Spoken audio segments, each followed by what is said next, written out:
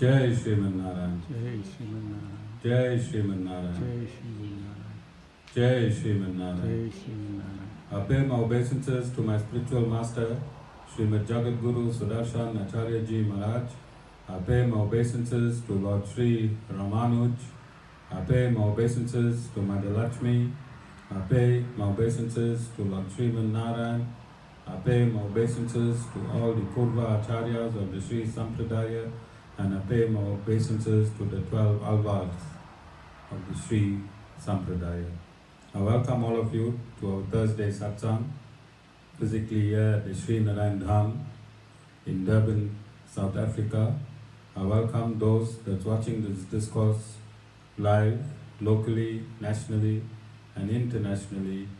And I welcome in advance those that's going to be watching this discourse when it is posted in YouTube and various groups from around the world subsequently. Our topic for discussion continues in answering questions that are posted in groups from various parts of the world. And I'm going to read two questions that we want to provide clarity on.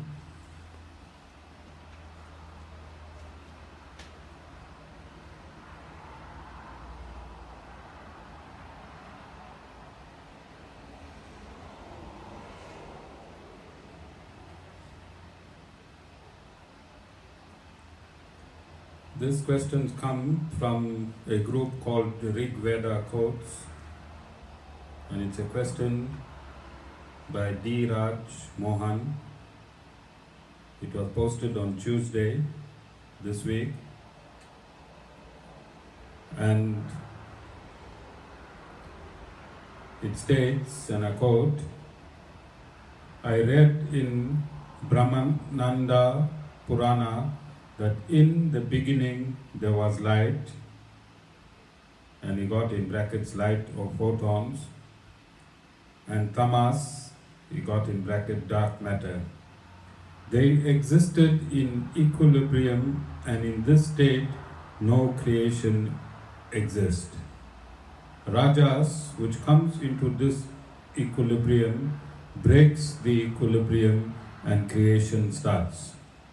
The book says that to make it easier for ordinary people to understand, Sat is represented as Lord Vishnu, and Tamas is represented as Lord Shiva, and Rajas represented as Lord Brahma. And comments on this. That is question number one.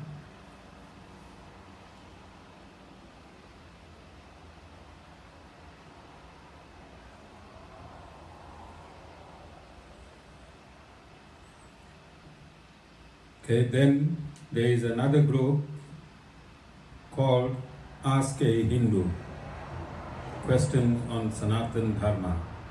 And this question was posted by Nathan Pelfrey on January 10th, and he asked, how do you go about finding a spiritual master? And he states, I've attended temple and listened to lectures, but it's a new teacher every week. Is a guru essential this day and age to progress spiritually? Hare Krishna.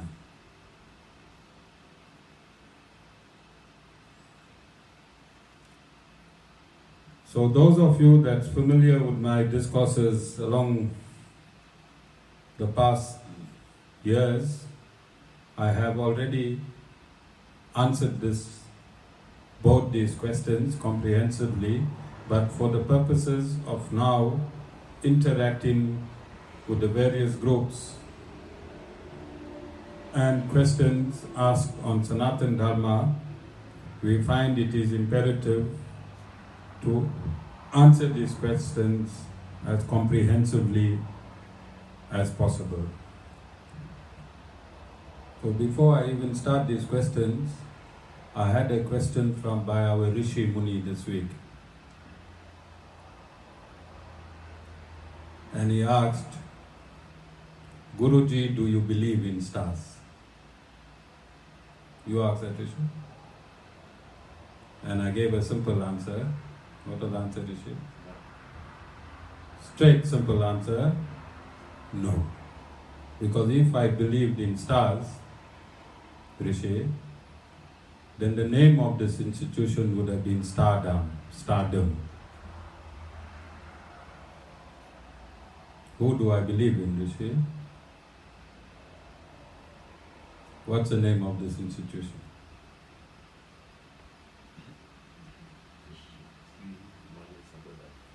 Narayan Dham. If I believed in stars, it should be Stardom. Right? We believe in Lord Narayan,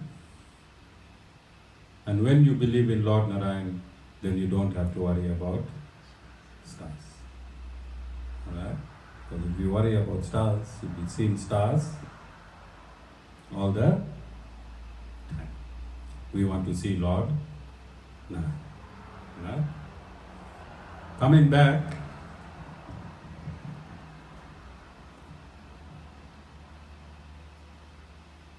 we have stated that whatever there is God only. Whatever there is God only. Nothing exists out of God. Nothing exists out of God, and these universes itself is within God. It is within God in a manifested state, in the universal form called the Virat Rupa of God. We have stated that when there is no creation, then these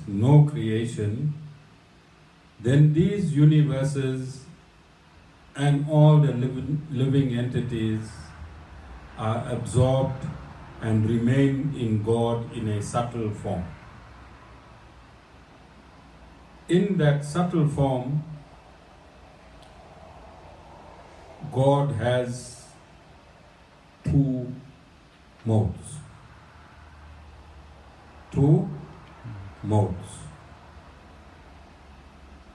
Material nature and living entities. The two modes of God is material nature and living entities, and these modes in the subtle form forms the body of God, and in the gross form, when it is manifested, also forms the body of God. When material nature is in its subtle form within the body of God, it exists in equilibrium, and it consists of three modes or three types of energies. Three types of energies, but it remains in equilibrium in a subtle form. It is so subtle that the difference between the Suddha Sattva state of God and this subtle form of the living entities and material nature is very, very hard to distinguish at that point. Then the sum total of karma, the sum total of karma impels God to start a new cycle of creation. the sum total of the karma of all the living entities from the previous round of creation impels God now to start a new cycle of creation, so that those souls that are in a subtle form within him from the previous creation have an opportunity to evolve, liberate itself from life and death, and reach him in his spiritual form, and reach him in his total spiritual reality and dimension.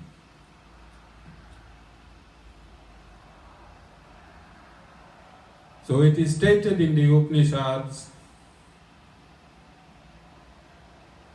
that the Lord was one. He desired to be many. Lord was one. He desired to be many. And upon this desire, he willed to become many. Upon this desire, he willed to become many. What willed him to become many?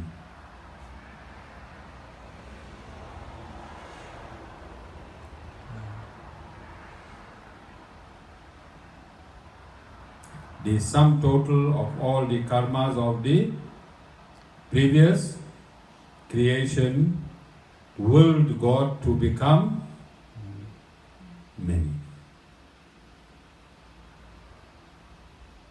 That willing action of God,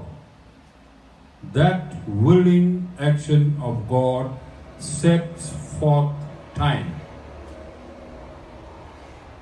When we exist in the subtle form within God during dissolution, in that form there is no time.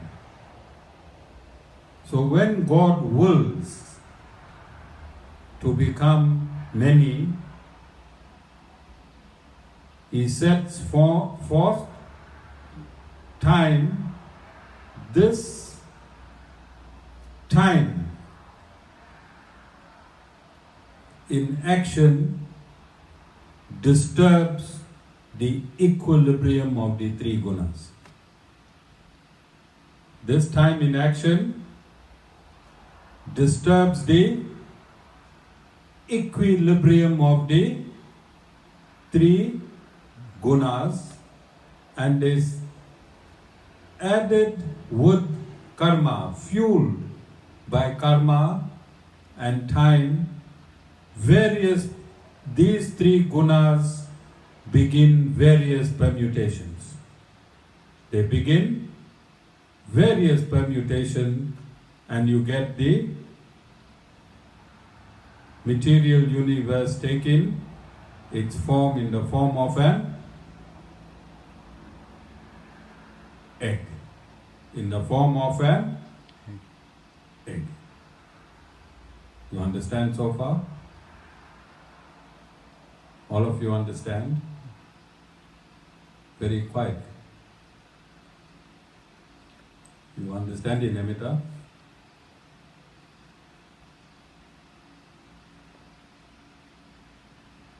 This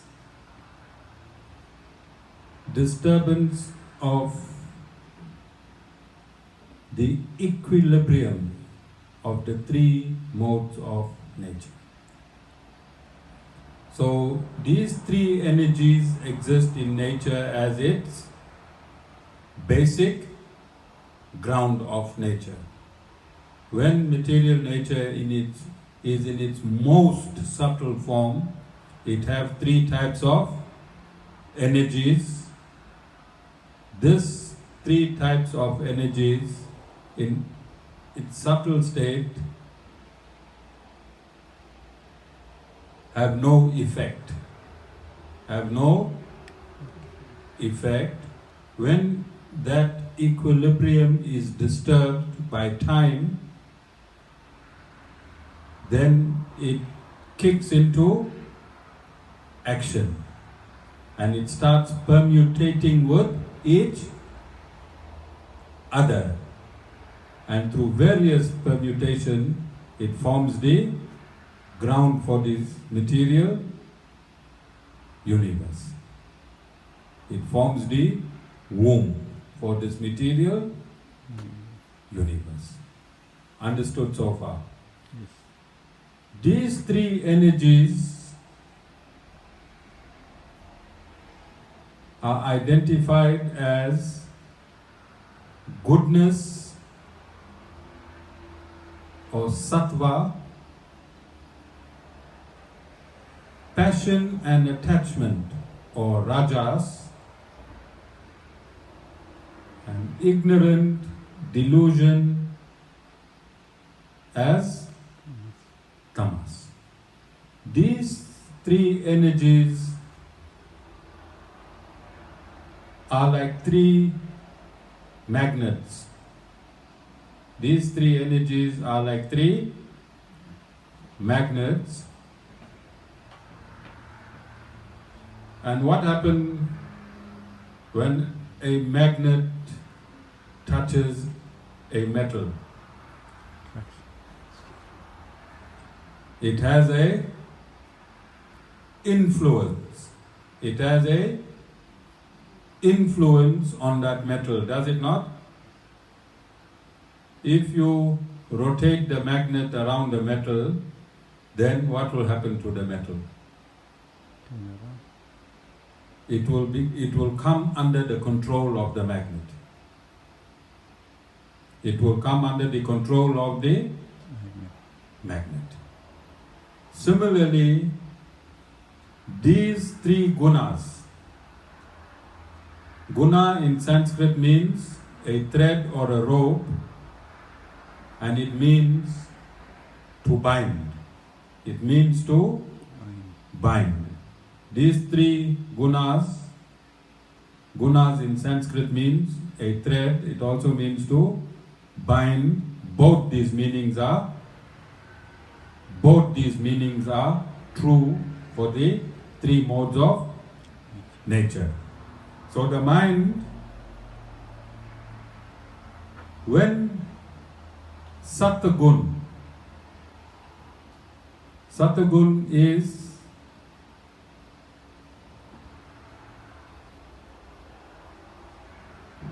observed by happiness, the effects of Satgun is, you cannot see these gunas. You cannot see these energies in material nature, but you can observe their effects. You can observe their effects. And to observe the effects of Satgun, or the qualities within Satgun, is happiness and light. Happiness and light. The effects of Rajagun is attachment and passion. Attachment and passion. And the effect of Tamogun is darkness and ignorance. The effect of Tamogun is darkness and ignorance. So when God willed, let me become many, the energy of the willing, the energy of God's willing transformed into time and set the various permutations of the three gunas or the three modes of nature into action. And this action created this universe. And these are the qualities of these three gunas. You understand so far? So I'm going to break this set of discourses into many parts. If you understand the three gunas, then you understand yourself. And understanding the three gunas will lead you to self-realization. Understanding the three gunas will lead you to self-realization. So for now, we're going to stop there, because understanding creation, understanding the components of creation, understanding the effects of creation, understanding the manifoldness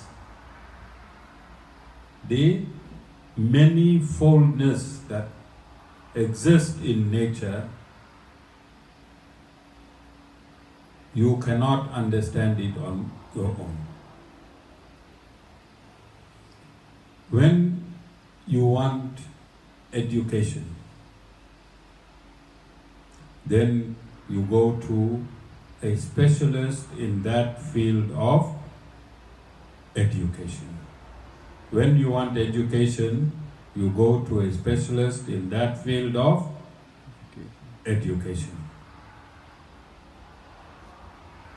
Spiritual science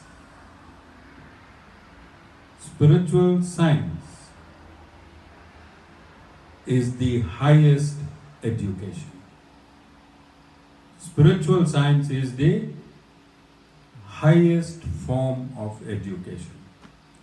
If you cannot learn 1 plus 1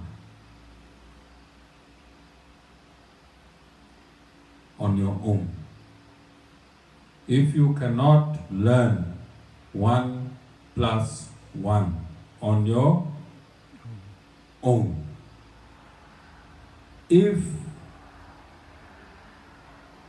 a child is born and if nobody discusses 1 plus 1 with this child, you keep this child away from addition, will this child ever know the significance of 1 plus 1 on its own?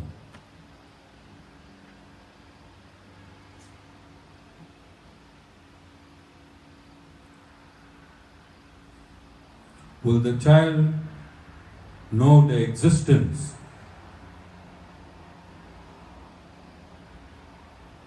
of mathematics on its own? Will it know the meaning of 1? Will it know the meaning of plus?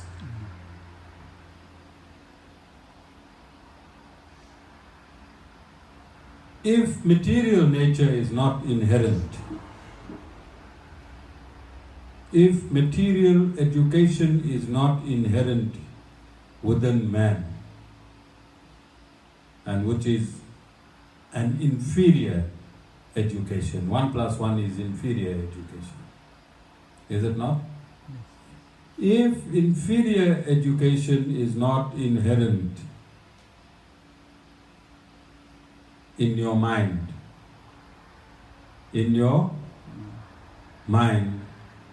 how would spiritual science, which is the ultimate education, how will spiritual science, which is the ultimate education, be inherent in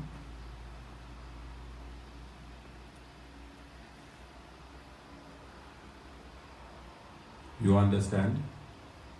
Basic material education is not inherent. If we extract any child that is born and keep that child in isolation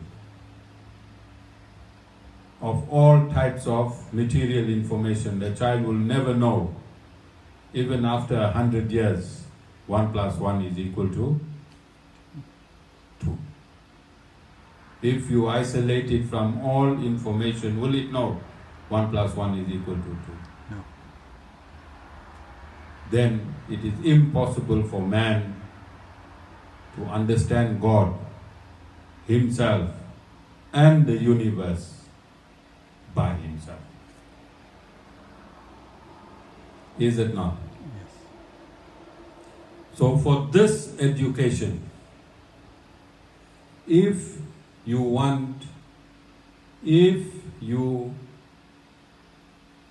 are in Sanatan Dharma, if you want to learn about Sanatan Dharma, I see various posts that states in Sanatan Dharma, if you want to believe there is a God, you can believe. If you don't want to believe there is a God, you don't have to believe. If you want to follow a guru, you can follow a guru. If you don't want to follow a guru, you don't have to follow a guru. If you want to be an atheist, you can be an atheist. There are many posts. You notice those posts, Amita? Yes, Acharya. You believe in those posts. Because Sanatan Dharma, these people are making Sanatan Dharma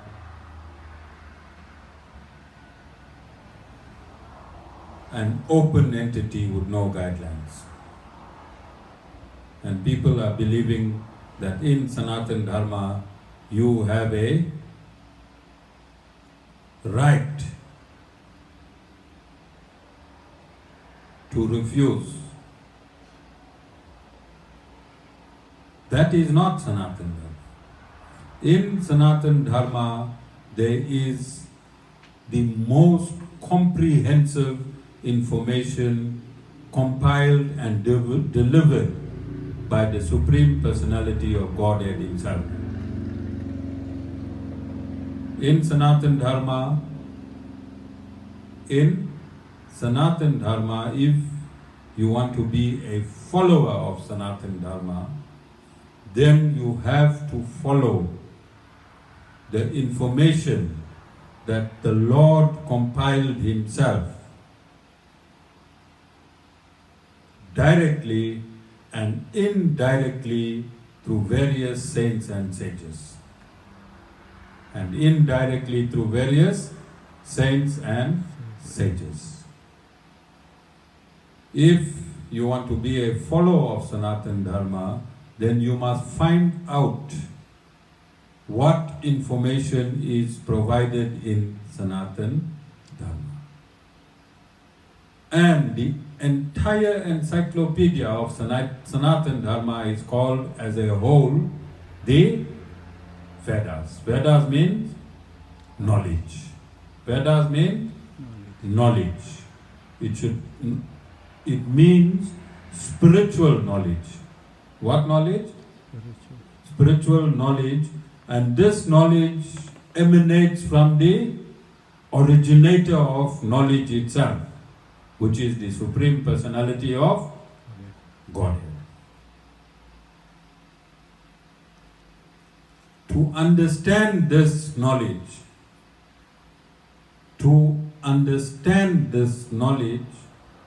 the Supreme Personality of Godhead has instructed himself whilst he was on earth 5,000 years ago. And what did he instruct?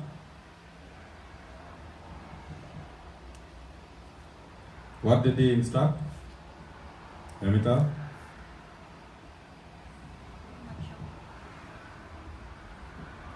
I've discussed this so many thousand times, and I can show you where you even transcribed it many, many times. You yourself, Amita, has transcribed it on numerous occasions.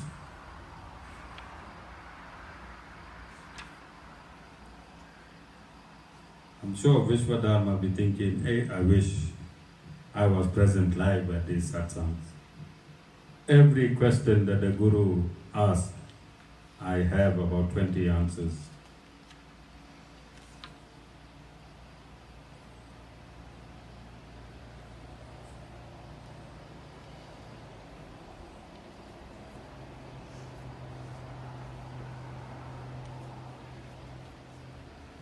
Chapter 4, verse 34, Vinita.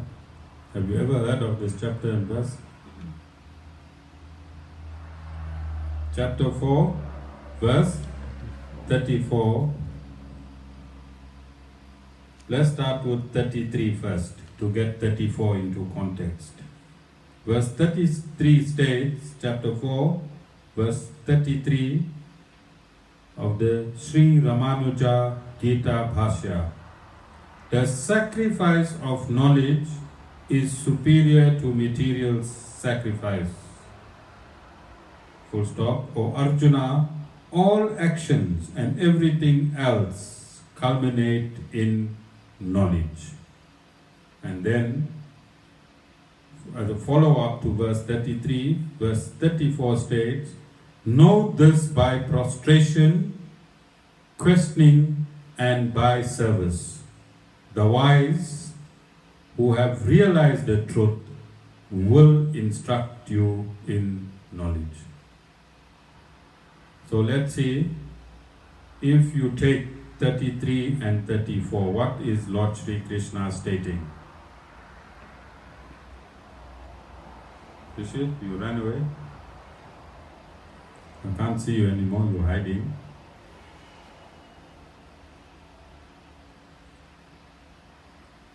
In verse 33, Lord Shri Krishna is stating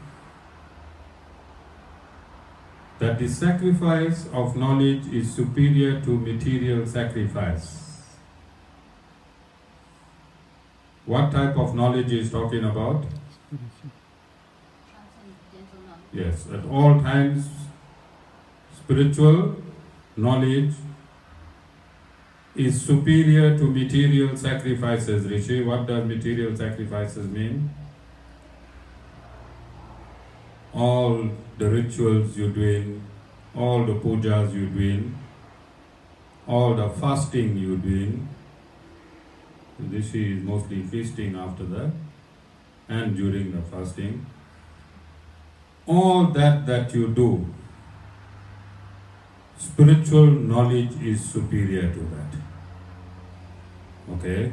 Then he is telling you to attain this spiritual knowledge, you must know this by prostration. What does prostration mean? When you prostrate, what do you do to yourself? Submit. You humble yourself and submit. You humble and submit. What it means, humbling and submitting, what does that state mean? Why would God instruct you? This is an instruction. God is instructing you. He's telling you, know this by prostration. Rita? Lord Shri Krishna is giving you an instruction. He is saying to know this knowledge, you can only know it through prostration. What does prostration mean? To be humble and submissive. Humble and submissive. When you become humble and submissive, then there's a comma, questioning and by service. Know this by humbling yourself, by submitting yourself, and asking questions, and also providing service to the Guru. Can you see? So, Next sentence states, the wise who have realized the truth will instruct you in knowledge. The wise is meant by, who is the wise, Rishi? Amita, who is the wise? The Guru. And the Guru must have realized the truth. The Guru must have realized this truth that he is teaching you.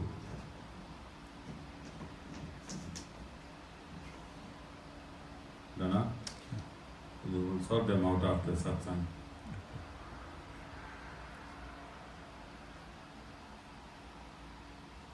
I'm just going to read this out because this is the part, this is the most integral part. And I also see this in Facebook when various, and in the groups, when various questions are posed, then there are various advisors on these groups.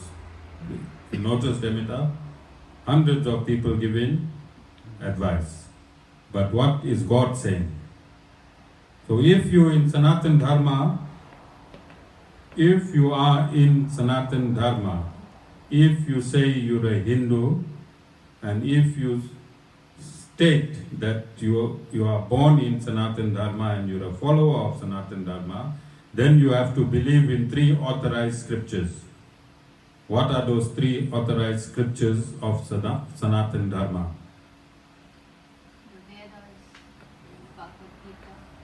The Vedas, the 4 Vedas, the Bhagavad Gita and the Brahma Sutras. All information in Sanatan Dharma must come from this set of authorized books, supplemented by the Puranas, the Mahabharata and the Valmiki Ramayana. This Guru that you go to, he must be soaked. He must be soaked in the 4 Vedas, the 108 Upanishads, all 18 Puranas, although we are using 6, the Mahabharata and the Ramayana. Your Guru must be soaked in all of this knowledge. Rishi, what your Guru must be? Soaked in spirituality. Alright? Your Guru must be soaked in this knowledge.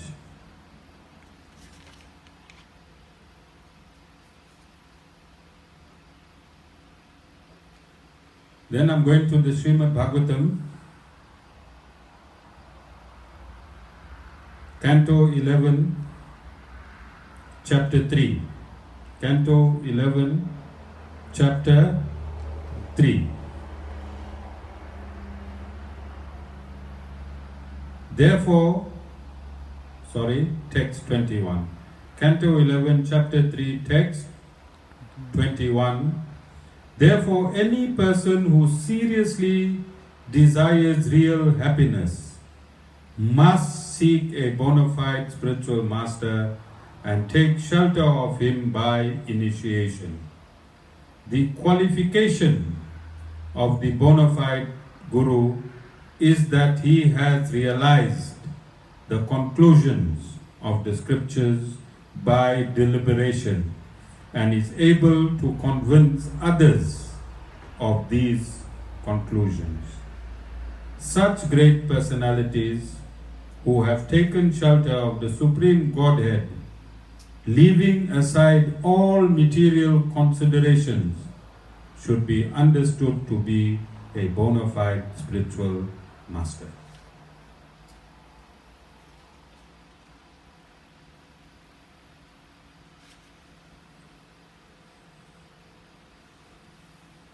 Text 22, Canto 11, Chapter 3, text 22. Accepting the bona fide spiritual master as one's life and soul and worshipable deity, the disciple should learn from him the process of pure devotional service. The Supreme Personality of Godhead, Hari, the souls of all souls, is inclined to give himself to his pure devotees. Therefore, the disciple should learn from the spiritual master to serve the Lord without duplicity, and in such a faithful and favorable way that the Supreme Lord, being satisfied, will offer himself to the faithful disciple.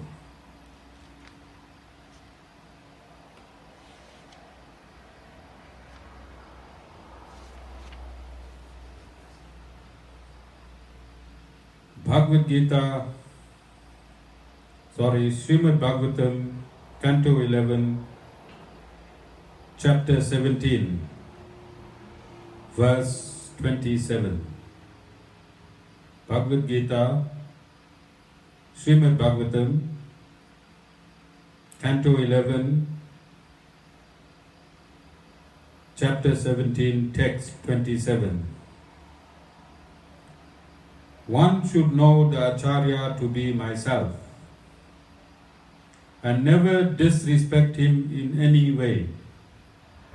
One should not envy him, thinking him an ordinary man, for he is the representative of all the Devis and Devas.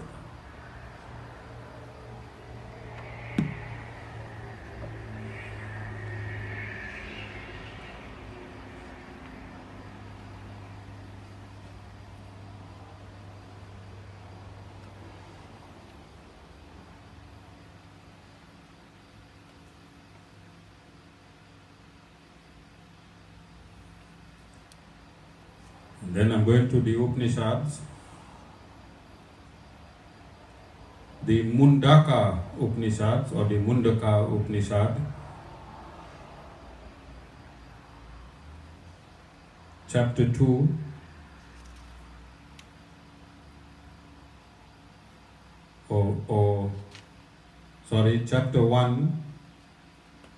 Chapter 1,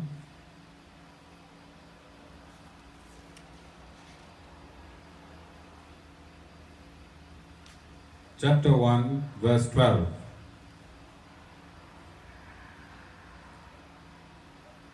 Let a Brahmana, after he has examined all these worlds, which are gained by various works, acquire freedom from all desires. That which is eternal can be gained by nothing that is non-eternal. Let him, in order to understand this, take fuel in his hands and approach a guru who is learned and dwells entirely in Brahman. And verse 13, to that pupil who has approached the guru respectfully, whose thoughts are not troubled by any desires, and who has obtained perfect peace, the wise teacher truly imparts that knowledge of Brahman through which he knows the eternal and true person. All of you understand so far that gurus, bona fide spiritual masters, are appointed by the Supreme Personality of Godhead. Bona fide spiritual masters are appointed by the Supreme Personality of Godhead. Currently, there are hundreds of different types of gurus.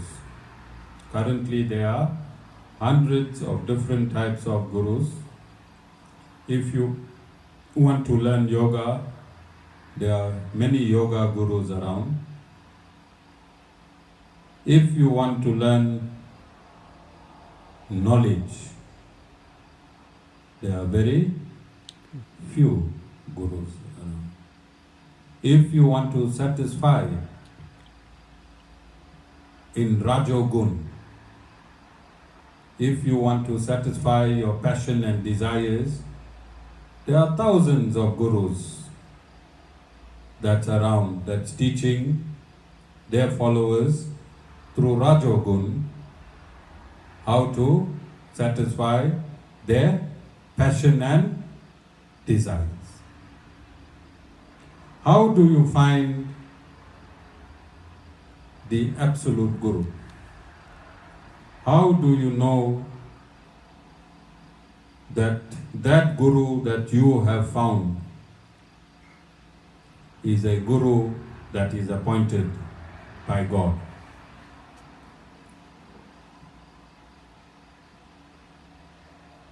Amita. He has absolute scriptural knowledge. If you want to find the perfect Guru, then you have to do a research and to see that the knowledge that he teaches you comes from the origin, and source of knowledge. Who is the source of knowledge? The Supreme Personality of Godhead. When you trace your Guru backwards, that knowledge that he is teaching you must only be in the Vedas. There are hundreds of Gurus, thousands of Gurus. Although they have taken knowledge from the Vedas, I see them, they on social media. They have hundreds of thousands of followers. They are saying, they are using the title Guru, but they are saying that they are not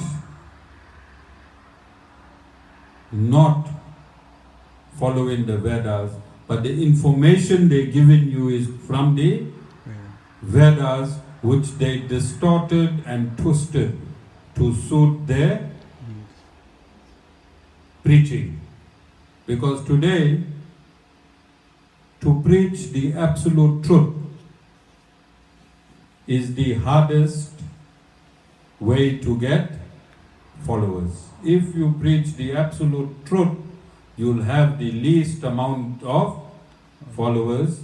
If you preach relative and distorted versions of the Vedas to satisfy the mindset of people. Remember, the human mind is mostly on Rajogun. The human mind is mostly in Rajogun. The human mind is full of desires. Rajogun is full of desire and attachment. You desire for money, then you want to attach yourself to that money, then that money or business must belong to who? Only you and your family. Only you and your family. Rishi, if somebody else starts the same business that you got, then you will get angry. You will get angry. And when you get very, very angry, what happens, Rishi?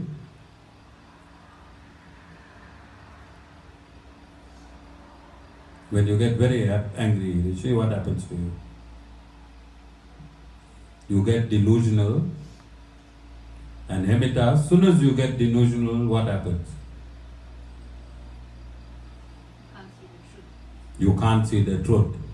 And as soon as you can't see the truth, what happens?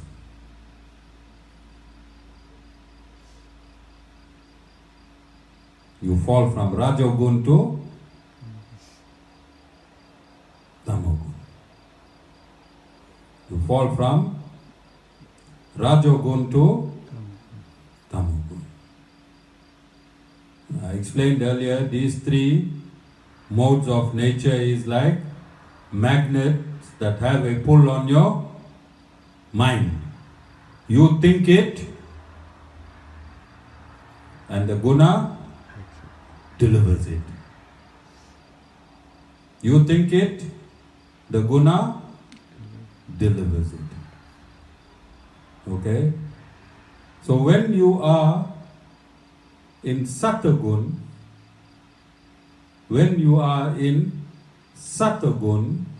I said Satagun is a mode of goodness and light. What does that light illuminate?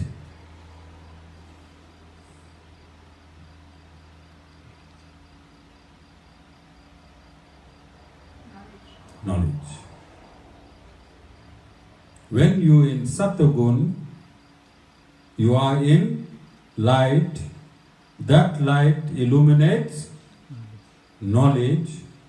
When you get that taste of knowledge, then you start inquiring and you want more knowledge. As you get more knowledge and as you understand yourself, you get happy. You don't get happy when you get knowledge, Rita? Yes. So knowledge and happiness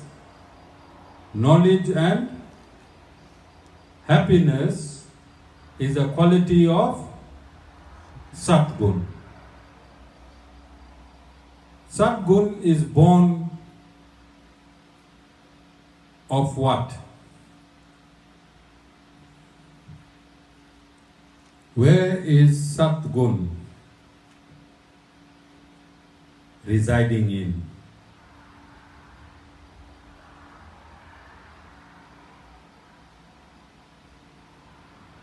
It's residing in material nature, is it not? And it's also residing in your body. Satgun is residing in outside, in material nature, inside your body. Rajogun is residing in material nature, both inside and outside your body. And Tamogun is existing both inside and outside your body. Is it not? If Satugun is residing in material nature, does that quality belong to you?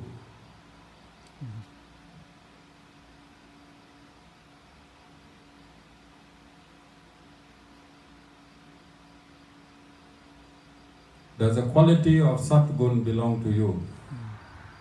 No. It belongs to material nature. Who you are? Soul. You are the soul. What are the qualities of the soul?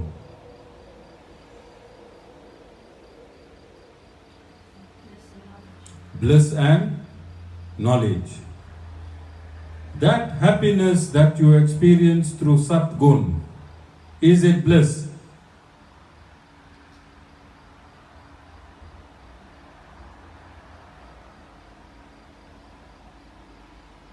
No. Why? Because Satgun belongs to material nature. You, the soul, is experiencing happiness through an instrument of material nature called Satgun. Satgun, in its singularity, Satgun in its singularity is flawless.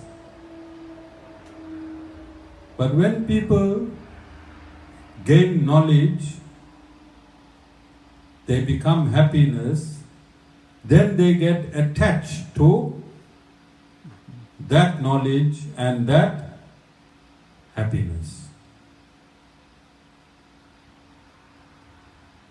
Don't they? People get, when you are happy, Rita, if you're happy today, you want to be happy tomorrow? And you want to be happy next day? And you want to be happy for the rest of your life? So what happened to you? You got attached to happiness. You are attaching yourself to happiness because you want to remain happy. Isn't? That happiness is derived from Satagun, although it is in a state of goodness, it is only relative goodness. It is only relative goodness. It is not absolute goodness. It is not absolute goodness. Why, Rita?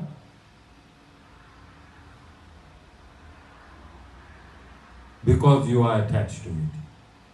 And as soon as you get attached, which guna comes and get mixed up?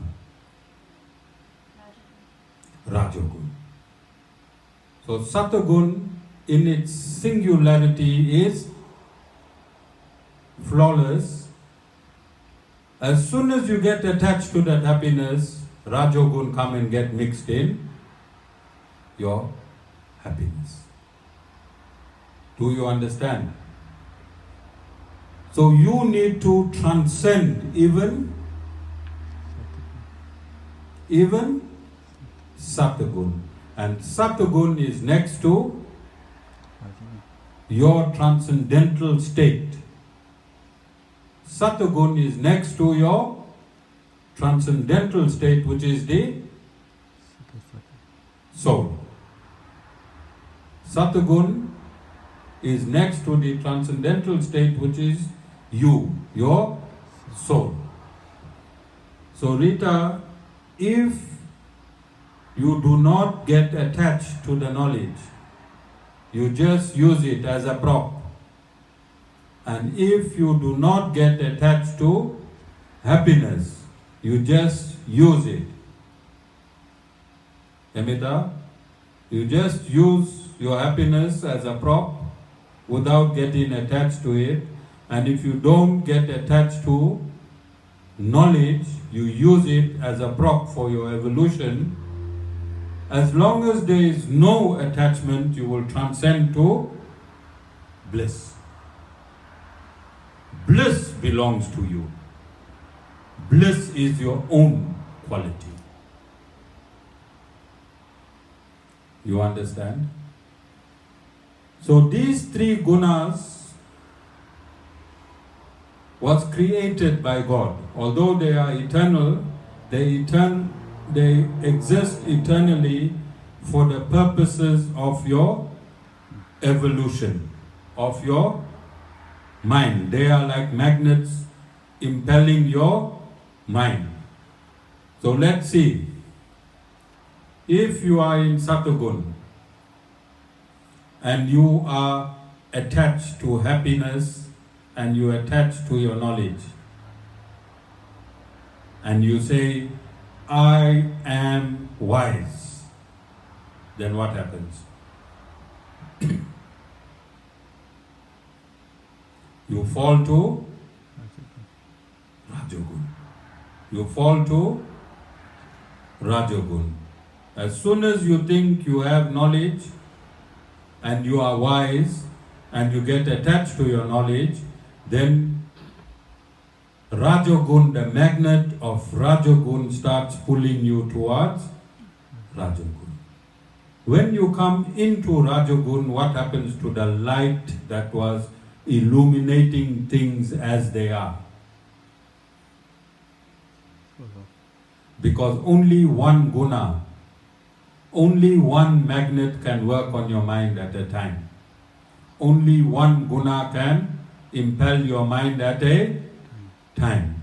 So from Satgun,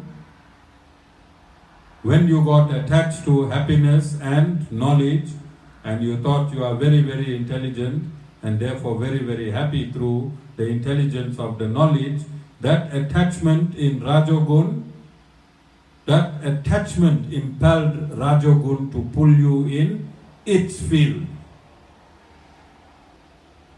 And when you realized you are in that field and you got angry,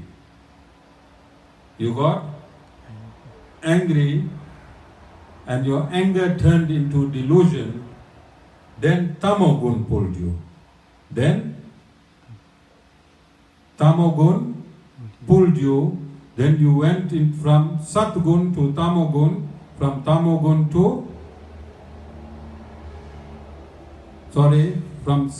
to rajogun, and from rajogun to tamogun.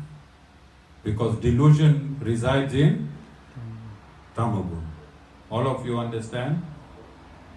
Now this explains the question that we had, ongoing question that we had at our satsang.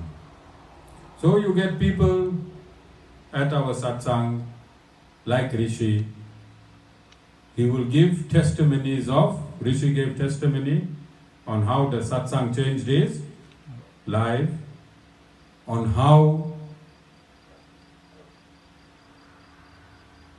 he is experiencing knowledge and how he is experiencing happiness.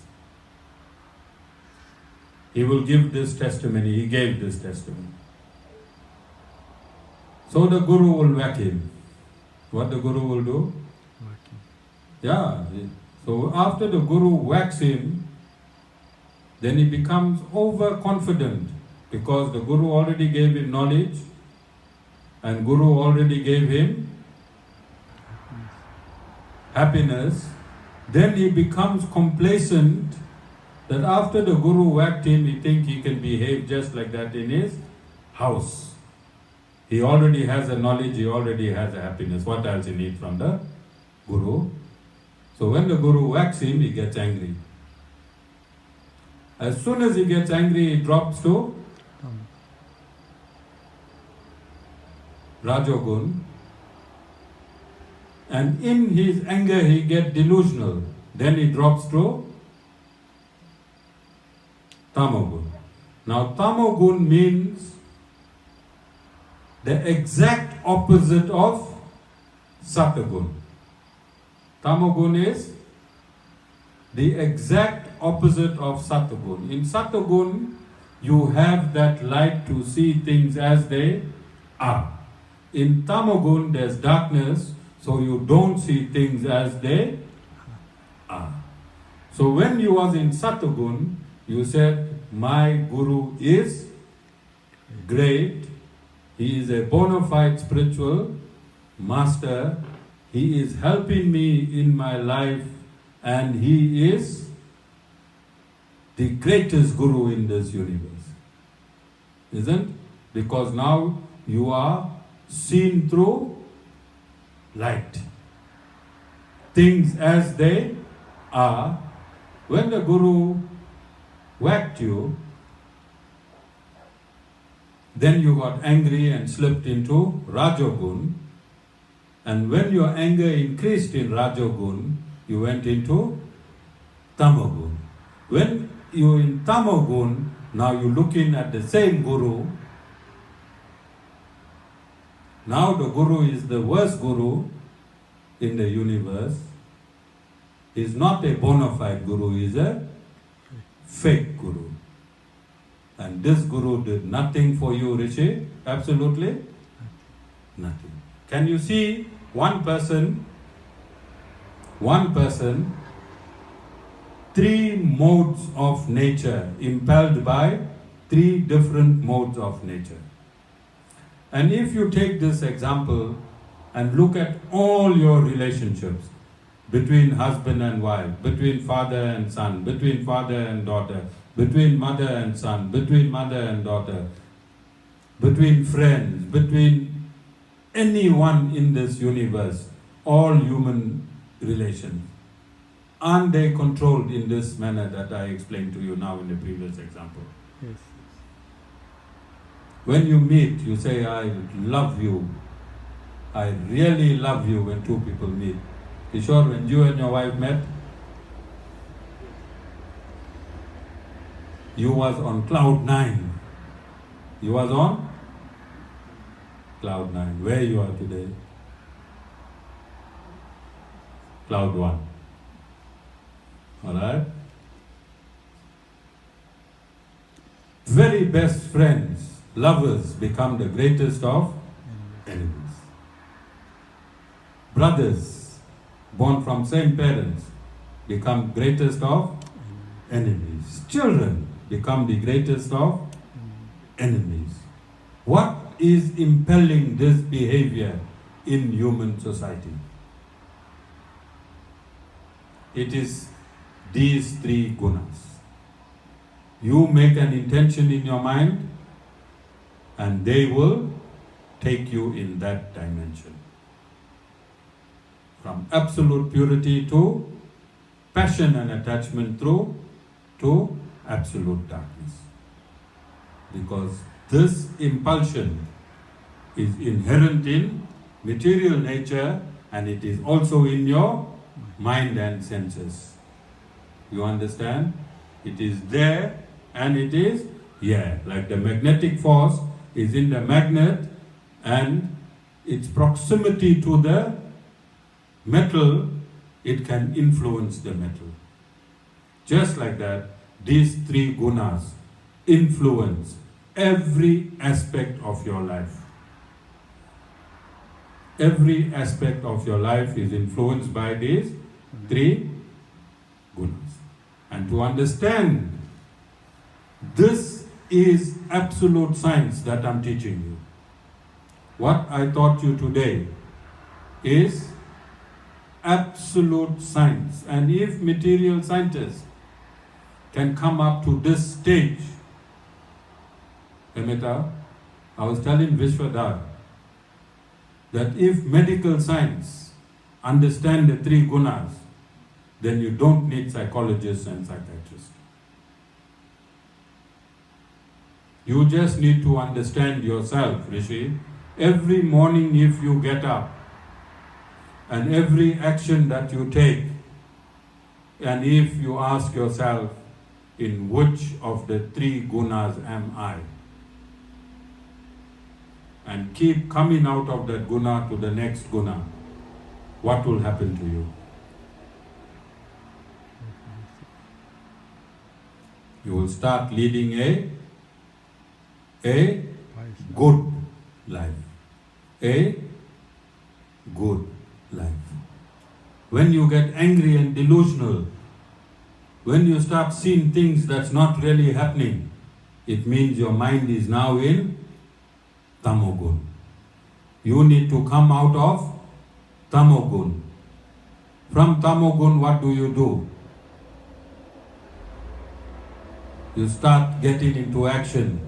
Rajogun is action.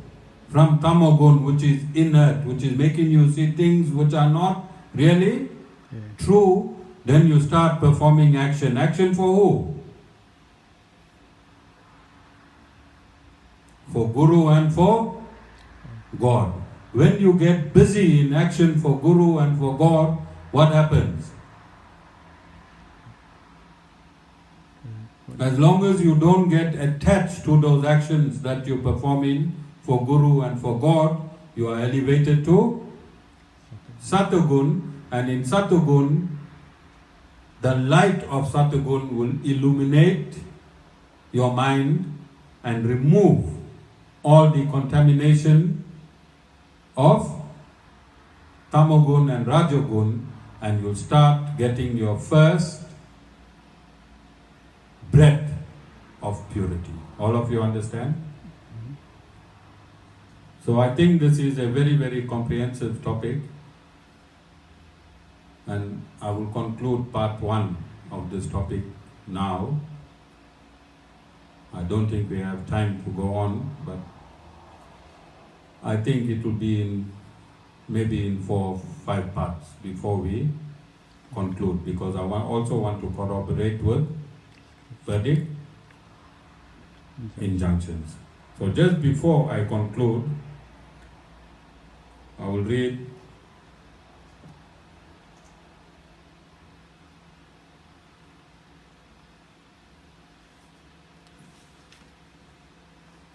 So I've stated that a guru must give you all the answers from the Vedas alone and not from his own opinion. And when a guru do that, then you know that is the type of guru that you would want to follow. So I'm reading from the Maitrayani Upanishad, chapter 5, verse 2. In the beginning, darkness, in bracket, tamas, alone was this. It was in the highest. And then, stirred by the highest, it became uneven. Thus it gathered force, in bracket, rajas. Then this force being stirred became uneven. Thus it came to light, in brackets, sattva. Then this light being stirred, the essence flowed forth. This is that part, in bracket, as the self, close bracket, which is entirely intelligent, comma, reflected in man, as the sun is in different spots of water, comma, knowing the body marked by conceiving, willing, and believing it is Prajapati, common to all. His manifest form have been declared before. That part of him which belongs to darkness, O students, is he who is called Rudra. That part of him which belongs to stirring, that, O students, is he who is called Brahma. That part of him which belongs to light, that, O students, is he who is called Vishnu. What is one becomes 3, becomes 8, becomes 11, becomes 12, becomes infinite. Because he thus came to be, he is being, he is the, in brackets, created being neutral. He moves about, having entered all beings, he has become the Lord of all beings. He is the self within and without. Yes, within and without. Jai Shri Mohan. Jai Shiva.